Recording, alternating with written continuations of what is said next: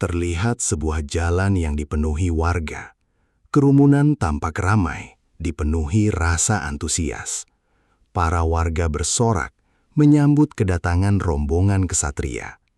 Kereta kuda melintas perlahan, diikuti para penjaga. Di barisan depan, 3 orang kesatria berjalan dengan pakaian lengkap.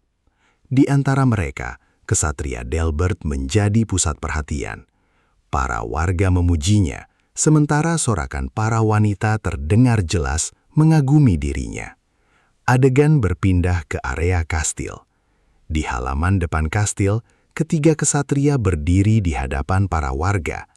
Salah satu dari mereka melangkah maju dan memulai pidato, meminta perhatian semua orang. Seorang kesatria dari Akademi Afrion bernama Winford berdiri di depan. Dengan suara lantang, ia memperkenalkan 2 rekannya sebagai kesatria Delbert dan kesatria Bernardo. Dengan nada tegas, ia mengatakan bahwa kedatangan mereka bertujuan untuk mengadakan ujian masuk bagi anak-anak yang telah mencapai usia 5 tahun. Ia melanjutkan bahwa siapapun yang tertarik untuk bergabung dengan Akademi Afrion dapat menunjukkan kemampuan tempur mereka. Ia menyatakan bahwa boneka pedang telah disiapkan dan para peserta dapat memasuki arena secara bergantian. Tes pertama akan segera dimulai. Peserta pertama maju. Ia berdiri di hadapan boneka pedang. Dalam hati ia mengatakan bahwa ia akan menggunakan seluruh kekuatannya untuk mengalahkan boneka tersebut. Keduanya mengambil posisi siaga. Sorakan terdengar dari tribun, terutama dari orang tua peserta tersebut. Namun, dalam sekejap, bocah itu terpental dan dikalahkan oleh boneka pedang. Sorakan itu langsung terhenti. Ray, dari kejauhan, mengamati. Dalam hati, ia mengatakan bahwa ini sesuai dengan yang pernah dikatakan ayahnya, bahwa untuk lulus, seseorang harus mampu mengalahkan boneka level 1. Ia menambahkan dalam pikirannya bahwa meskipun boneka kayu level 1 tidak bergerak bebas, kecepatan pertahanan dan serangannya setara dengan orang dewasa. Ray kemudian menyadari sesuatu. Dari kejauhan, para kesatria terlihat berbincang. Setelah melihat beberapa peserta, mereka berpendapat bahwa ujian ini hanya membuang waktu. Ray tersenyum tipis. Dalam hati, ia menyadari bahwa sejak ia memperoleh banyak inti monster, pendengarannya menjadi jauh lebih tajam. Kesatria Delbert melanjutkan percakapan. Dengan nada meremehkan, ia mengatakan bahwa kesatria seharusnya berasal dari keturunan bangsawan, sehingga tidak ada alasan bagi warga sipil untuk membuang waktu mereka. Kesatria Winford hanya menjawab bahwa ini adalah tugas yang telah diberikan kepada mereka. Tiba-tiba, terdengar suara benda jatuh. Pedang boneka kayu terlepas, menandakan kekalahan. Gary dinyatakan lulus. Para warga bersorak. Mereka mengatakan bahwa Gary memang berbeda dari anak-anak lainnya. Gary menatap ke arah kerumunan. Ia mengangkat jempol ke arah Ray. Ray terlihat tersipu malu. Para kesatria memperhatikan hal itu. Mereka menyadari keberadaan Ray, seorang anak berambut merah. Giliran Ray tiba. Saat ia melangkah ke arena, kembali terdengar cemoohan dan hinaan dari para warga. Kesatria Bernardo mempersilahkan peserta berikutnya naik. Namun, ia terkejut ketika kesatria Delbert berdiri di belakangnya dan mempertanyakan hal tersebut. Kesatria Delbert dengan nada dingin mengatakan bahwa ia tidak mempercayai ramalan. Ia menyatakan bahwa jika anak berambut merah itu memang seperti yang diramalkan, maka seharusnya ia mampu lulus. Tanpa ragu, ia mengatur boneka pada level 3. Boneka itu langsung bergerak. Kesatria Winford dan kesatria Bernardo terkejut melihat tindakan tersebut. Kini, boneka kayu berada tepat di hadapan Ray. Ray berdiri tanpa menunjukkan rasa gentar. Boneka itu bersiap menyerang. Kesatria Winford berteriak, menyuruh Ray menghindar karena serangan itu terlalu berbahaya. Dalam sekejap, sebuah sayatan cepat terlihat. Para kesatria terdiam. Gary di tribun dan para warga ikut tercengang. Kepala boneka kayu terlepas dan jatuh ke tanah. Ray berdiri dengan kuda-kuda yang kokoh di hadapan para kesatria setelah mengalahkan boneka tersebut. Kesatria Bernardo tampak terkejut. Namun, Kesatria Winford segera menyuruhnya untuk mengumumkan hasil. Kesatria Bernardo kemudian menyatakan hasil ujian. Ray berjalan dengan tenang, meninggalkan arena, menuju ibunya dan Gary yang terlihat sangat senang. Pagi hari tiba di kediaman Ray. Ray berdiri di samping ayahnya yang terbaring lemah di atas tempat tidur. Dengan suara tenang namun berat, Ray mengatakan bahwa ia telah lulus ujian, dan ia akan meninggalkan desa bersama para kesatria. Ia melanjutkan dengan nada lirih, mengatakan bahwa ia tidak mengetahui apakah ayahnya dapat mendengar. Namun ia berjanji akan menemukan cara untuk menyembuhkannya. Tatapan Ray terlihat sedih dan tertahan. Ibunya mendekat, lalu memberikan sebuah kalung kepada Ray. Dengan nada lembut, ia mengatakan bahwa itu adalah pusaka keluarga, dan ia berharap benda tersebut dapat membawa keberuntungan. Ray menerima kalung itu. Dengan hormat, ia berpamitan dan meminta ibunya untuk menjaga diri dengan baik. Ibunya hanya terdiam, menahan rasa khawatir saat mengantarkan kepergian Ray. Langkah Ray perlahan menjauh. Dari kejauhan, ibunya meneteskan air mata. Setibanya di titik keberangkatan, Ray disambut oleh Ksatria Winford. Dengan nada tegas, Winford mengatakan kepada Ray untuk segera naik ke gerbong, karena peserta lain telah menunggu. Ray memasuki gerbong. Di dalam, ia melihat Gary. Keduanya tampak canggung saat bertemu kembali. Mereka duduk berjauhan, menunjukkan rasa kikuk yang jelas. Perjalanan dimulai. Malam hari tiba saat rombongan melewati hutan. Di dalam gerbong, Gary memulai pembicaraan. Dengan suara pelan, ia meminta maaf. Ray terlihat terkejut. Gary melanjutkan, mengatakan bahwa ia menyesali perkataannya saat dahulu, ketika ia merendahkan Ray.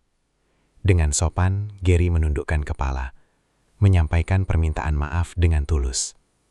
Ray memperhatikannya, lalu dengan nada datar mengatakan agar ia melupakan kejadian itu.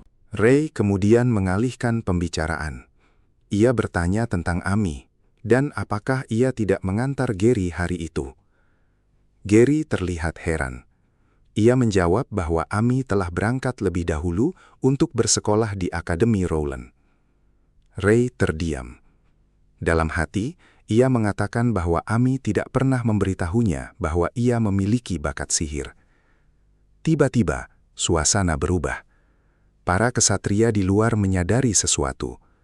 Dari dalam gerbong, Ray dan Gary mendengar perintah untuk berhenti. Mereka menatap keluar. Terlihat asap tebal menyelimuti jalan di depan.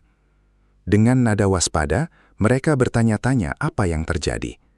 Kesatria Winford melangkah maju. Dengan suara lantang, ia memperingatkan sosok di dalam asap.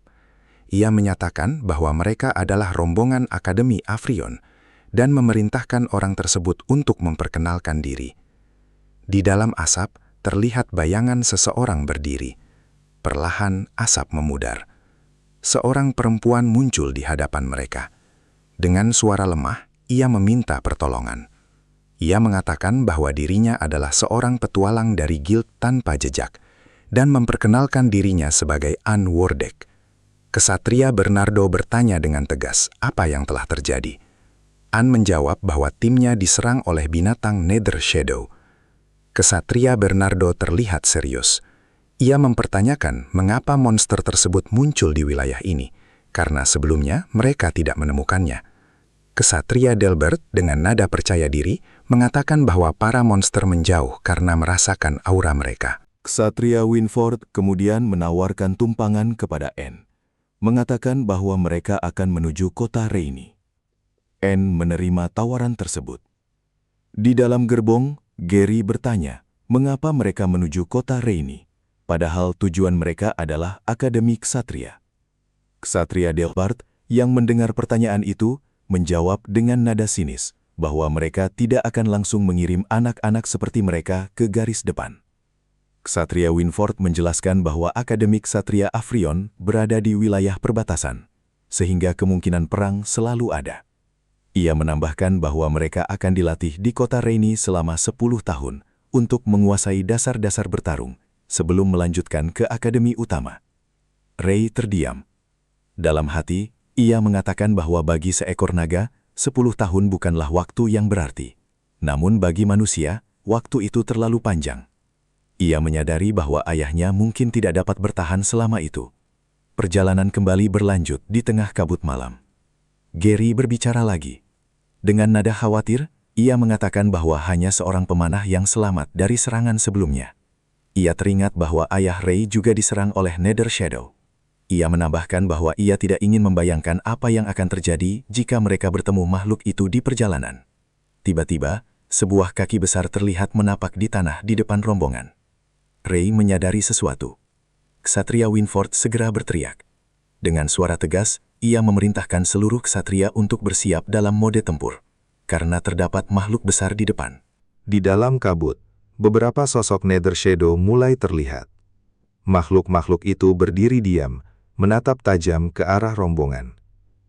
Para ksatria yang berdiri berhadapan dengan monster itu akhirnya menyadari identitasnya. Makhluk besar tersebut adalah Raja Beruang Fallen yang telah terinfeksi Nether Shadow. Raja Beruang Fallen mengaum keras. Auman itu terdengar seperti sebuah perintah bagi pasukannya. Diiringi suara gemuruh, para beruang lain langsung bergerak menyerang rombongan ksatria. Para ksatria segera bersiap untuk bertarung. Namun, dari balik semak-semak, seekor monster beruang tiba-tiba muncul dan menyelinap ke belakang ksatria Bernardo. Ksatria Bernardo menyadari serangan itu. Tatapannya menegang. Ia mengetahui bahwa dirinya tidak akan sempat menghindar. Namun, sesaat kemudian, suara sabetan pedang terdengar cepat. Monster itu tumbang.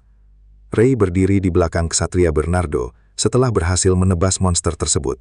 Ksatria Bernardo menatap Ray dengan terkejut, lalu memuji tindakannya. Namun, dengan nada tegas, ia memerintahkan Ray dan Gary untuk mulai fokus melindungi diri mereka sendiri. Di sisi lain, Ksatria Winford dan Ksatria Delbert menyadari sesuatu yang aneh. Monster besar yang memimpin pasukan itu belum bergerak sedikit pun. Raja Beruang Fallen hanya berdiri diam, seolah sedang menunggu sesuatu. Sementara itu, di sisi lain medan pertarungan, Gary sedang melawan seekor monster beruang. Namun, tanpa ia sadari, monster lain berhasil menyerang dari belakang dan melukai punggungnya. Gary terkejut. Dengan cepat, Ray datang membantu. Ia langsung menebas monster tersebut dan menyelamatkan Gary. Di tengah pertarungan, Ray berkata kepada Gary bahwa beruang Fallen jauh lebih kuat dibandingkan serigala iblis. Tiba-tiba, Raja Beruang Fallen kembali mengaum. Gelombang kejut besar menyebar dari tubuhnya. Beberapa prajurit langsung terhempas ke belakang. Para ksatria, Ray, dan Gary masih mampu bertahan sambil menahan tekanan dari auman itu. Dalam hati, Ray mengakui bahwa kekuatan monster tersebut sangat mengerikan. Raja Beruang Fallen kemudian mengangkat tangannya dan menunjuk ke arah para ksatria dan prajurit. Melihat itu, Ksatria Winford terheran, karena semenjak tadi Raja Beruang Fallen hanya diam berdiri. Ksatria Bernardo pun terlihat bingung dengan perilaku monster tersebut. Raja Beruang Fallen kemudian berbicara. Dengan suara berat dan mengancam, monster itu mengatakan bahwa manusia tidak akan pernah mampu mengalahkan kegelapan, dan cepat atau lambat, kegelapan akan menguasai seluruh benua. Ekspresi Ksatria Bernardo langsung berubah kaget. Para prajurit dan ksatria lain juga menunjukkan keterkejutan yang sama setelah mendengar seekor monster mampu berbicara. Raja Beruang Fallen melanjutkan perkataannya. Ia mengatakan bahwa manusia telah ditakdirkan untuk gagal. Ray ikut terdiam mendengar hal tersebut. Namun, Ray segera menyadari sesuatu. Ternyata, para ksatria dan prajurit tidak memahami bahasa yang diucapkan monster itu. Hanya dirinya yang mengerti. Dalam sekejap, Raja Beruang Fallen melompat mundur, lalu pergi meninggalkan tempat itu bersama pasukannya. Para ksatria menarik napas lega. Mereka bersyukur monster itu memilih pergi daripada melanjutkan pertarungan. Di sisi lain, Ray terlihat termenung. Semua kata-kata monster itu terasa seperti ditujukan langsung kepadanya. Ksatria Winford kemudian mendekati Ray dan Gary. Dengan nada puas, ia memuji penampilan mereka dalam pertarungan, dan mengatakan bahwa keduanya memiliki potensi menjadi ksatria hebat di masa depan. Namun, Ray langsung mengajukan pertanyaan. Dengan nada serius, ia bertanya apakah para ksatria sering bertemu monster yang mampu berbicara. Ksatria Winford menjawab bahwa mereka sangat jarang bertemu Nether Shadow, dan ini adalah pertama kalinya ia melihat monster yang dapat berbicara. Setelah mengatakan hal itu, Ksatria Winford diam sejenak. Dalam hati, ia merasa heran dengan ketenangan dan kemampuan bertarung yang telah Ray tunjukkan. Menurutnya, semua itu jauh melampaui usia Ray. Namun, dari kejauhan, Ksatria Delbert terlihat menatap Ray dengan penuh kebencian. Adegan berpindah. Rombongan ksatria dan prajurit akhirnya tiba di kota Reni. Namun, suasana kota terasa berbeda. Jumlah penjaga terlihat jauh lebih banyak dari biasanya. Ksatria Winford kemudian menghampiri salah satu penjaga dan menanyakan situasi yang terjadi. Penjaga itu menjelaskan bahwa kerajaan telah mengeluarkan peringatan ember, dan seluruh kota kini berada dalam status darurat militer. Ksatria Winford tampak mengerti. Kemudian mengatap Ray dan Gary dari kejauhan. Dalam hati ia mengatakan bahwa benua ini sedang berada dalam bahaya. Ia bertanya-tanya, apakah Ray benar-benar akan menjadi sosok terpilih yang membawa harapan bagi umat manusia. Di sisi lain, Ray menatap benteng besar kota Reni. Dengan sorot mata penuh tekad, dalam hati ia meminta ayahnya untuk menunggu, dan ia berkata bahwa dirinya akan menjadi seorang ksatria. 10 tahun kemudian, di kota Reni. Di dalam sebuah ruang kelas, seorang guru berdiri di hadapan para murid. Dengan nada tenang, ia menjelaskan bahwa meskipun banyak ksatria tidak mampu menggunakan sihir, mereka tetap memahami satu jenis kemampuan penting. Gary mengangkat tangan.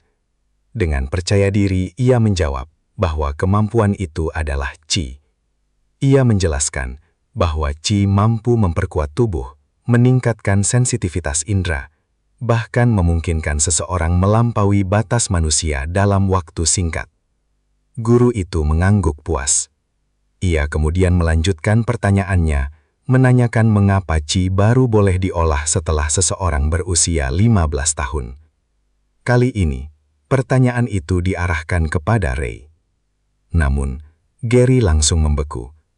Ia sadar bahwa Ray tidak berada di kelas sejak tadi.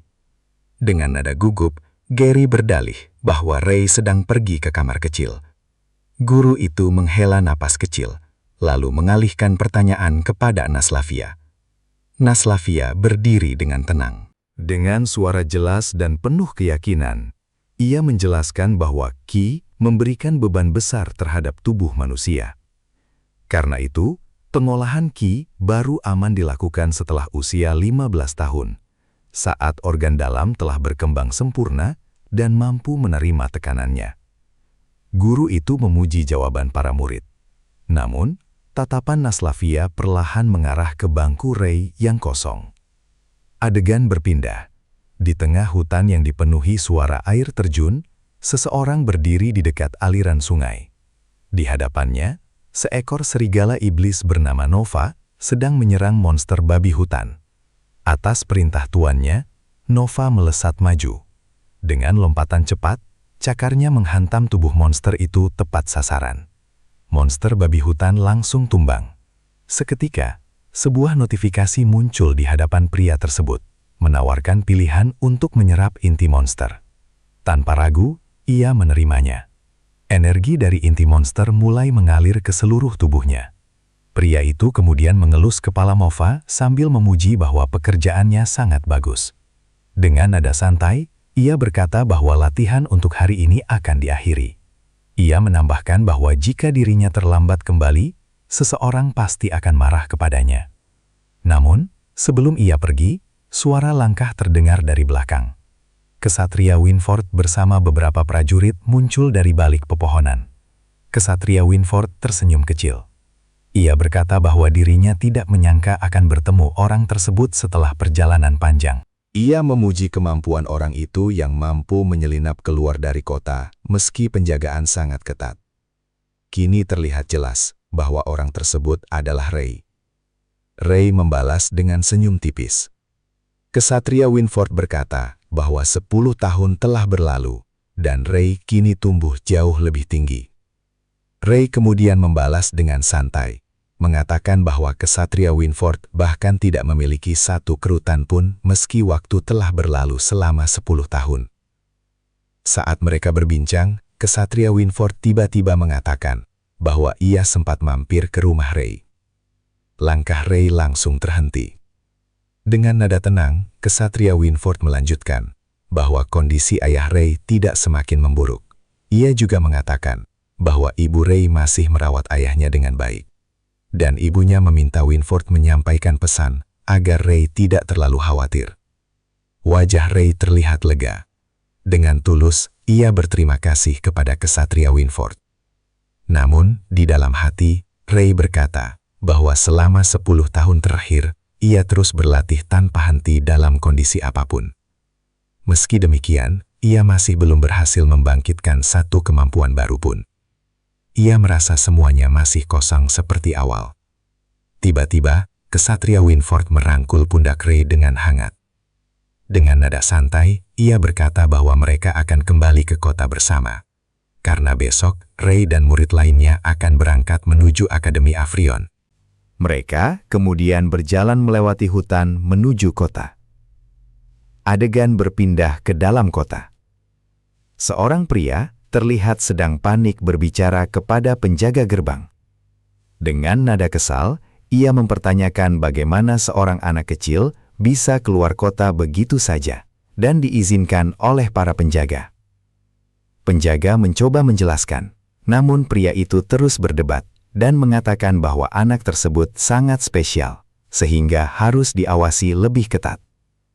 Namun, dari belakang, terdengar suara memanggil namanya. Ksatria Winford datang dan menyebut nama pria itu, Aaron. Aaron menoleh dan berkata bahwa akhirnya Winford datang juga. Namun, sesaat kemudian, Aaron langsung memukul kepala Ray dan memarahinya. Dengan nada kesal, ia bertanya kemana Ray pergi, meninggalkan kelas dan malah keluar kota. Ia juga mengatakan bahwa hal itu sudah terjadi beberapa kali dalam 1 bulan terakhir. Ray menjawab dengan santai bahwa Aaron terlalu kaku. Jawaban itu justru membuat Aaron semakin emosi. Situasi menjadi canggung hingga Ksatria Winford terpaksa berdiri di tengah mereka untuk menenangkan keadaan. Adegan berpindah ke alun-alun kota Rainy.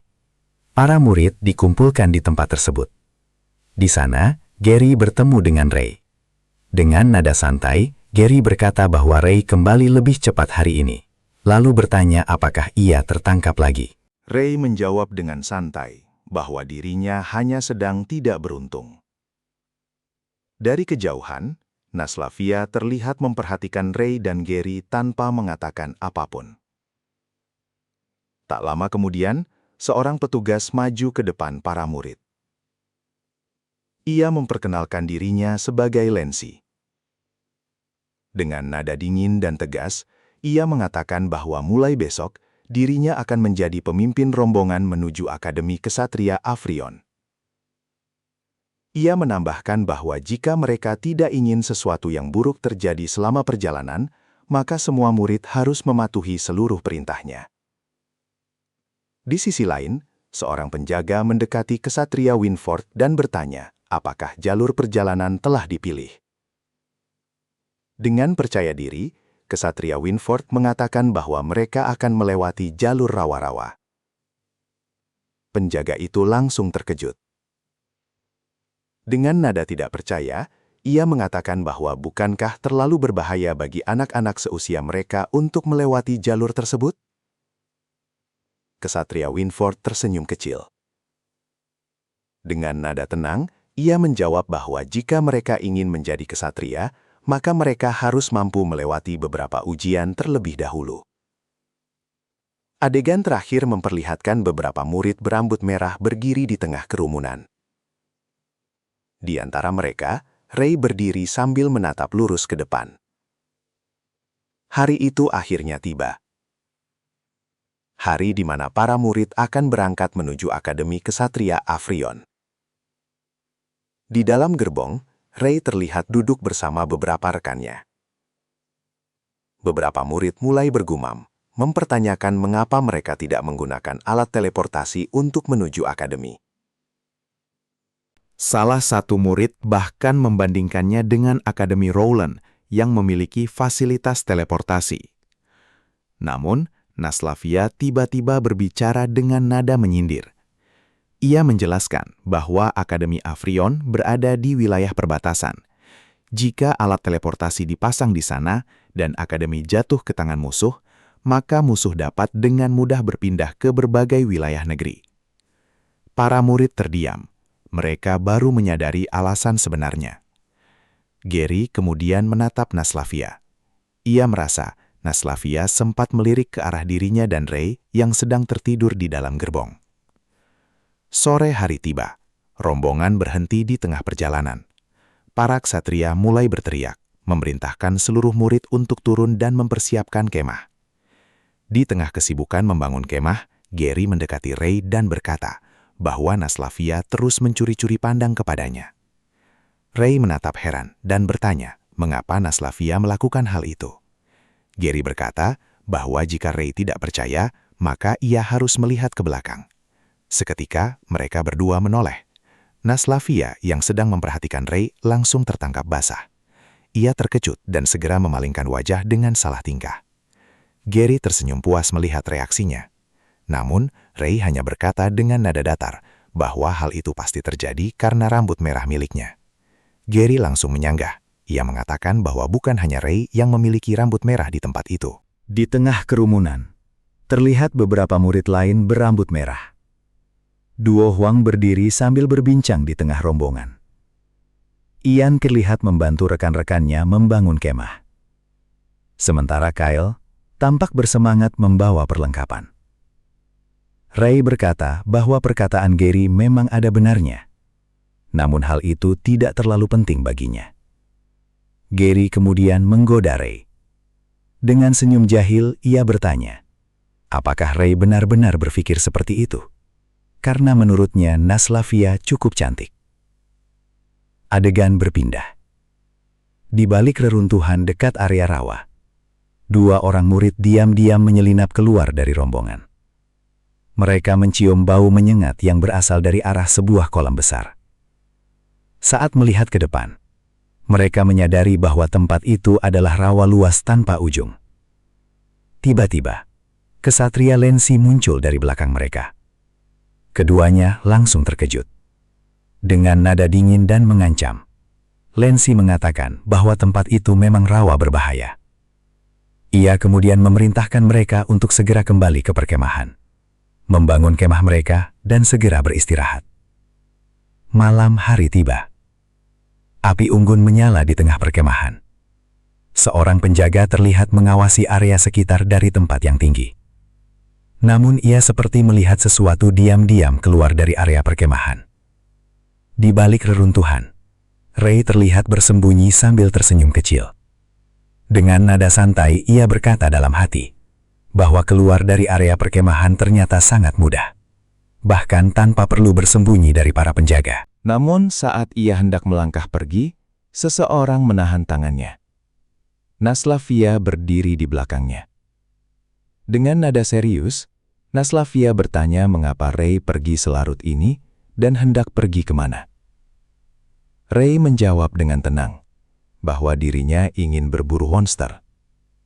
Naslavia langsung menegaskan bahwa hal itu sangat berbahaya, terutama jika Ray bertemu monster tingkat menengah ke atas. Namun, Ray dengan cepat menyingkirkan tangan Naslavia. Dengan nada datar, ia mengatakan bahwa dirinya mampu mengalahkan monster tingkat menengah. Setelah mengatakan itu, Ray pergi meninggalkan Naslavia begitu saja. Pagi hari tiba. Suara teriakan para kesatria menggema di area perkemahan, memperingatkan bahwa siapapun yang bangun paling akhir akan menerima hukuman. Gary terbangun. Namun ia langsung terkejut melihat Ray berbaring di sampingnya dengan mata merah. Dengan terkejut serta kebingungan, Gary bertanya apakah Ray tidak tidur nyenyak semalam. Ray, dengan mata merah dan wajah lelah, menjawab bahwa tidurnya sangat nyenyak. Gary mengetahui bahwa Ray sedang berbohong, hanya dari melihat ekspresinya. Tanpa memperpanjang pembicaraan, Gary segera berdiri. Dengan nada panik, ia berkata bahwa dirinya tidak ingin dihukum di depan semua orang. Sementara itu, Ray masih berbaring sambil membuka jendela informasi miliknya.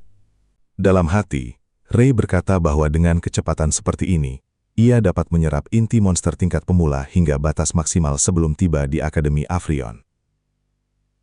Ia juga menyadari bahwa dirinya kini sudah mampu menyerap inti monster tingkat menengah. Tak lama kemudian, rombongan kembali bergerak memasuki wilayah hutan dan rawa. Namun, tiba-tiba Ksatria Winford memerintahkan seluruh rombongan untuk berhenti. Ksatria Winford dan Ksatria Lensi saling menatap, seolah sedang mengisyaratkan sesuatu. Dengan tanpa alasan, para ksatria dan penjaga pergi menjauh dari gerbong kereta kuda. Suasana di luar gerbong berubah sangat sunyi. Hanya suara angin yang menerpa gerbong kereta terdengar pelan. Di dalam gerbong, Gary berkata dalam hati bahwa suasana di luar terasa terlalu sunyi. Sementara itu, Ray justru tertidur pulas. Namun, tiba-tiba suara jeritan kuda terdengar keras. Ray langsung terbangun. Seekor monster serangga ganas menerobos masuk melalui kaca gerbong. Namun, pada saat yang sama, Gary bergerak cepat dan menebas monster tersebut. Monster itu jatuh seketika. Gary langsung menyadari identitas makhluk itu. Dengan suara keras, ia memperingatkan rekan-rekannya bahwa mereka sedang diserang monster serangga ganas, dan meminta semua orang segera bersiap untuk bertarung.